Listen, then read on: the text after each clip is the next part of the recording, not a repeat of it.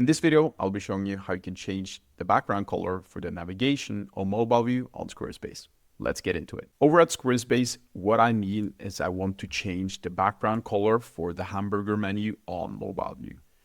So what a lot of people don't know is that when we have, in this instance, a green navigation, which is looking like this, that doesn't necessarily mean that it's going to be green on the mobile view. So we actually have to come in and change this as a setting.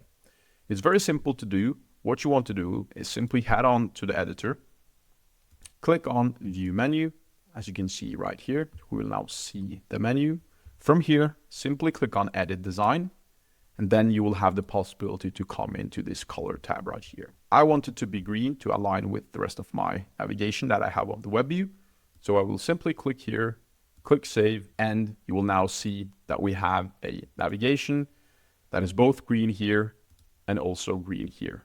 So that was just a very quick video on how you can change the background color for the navigation menu on your mobile view for Squarespace. If you found this useful, please leave a like and subscribe. If you want me to build your Squarespace website, the links are down below. And as always, have a great day.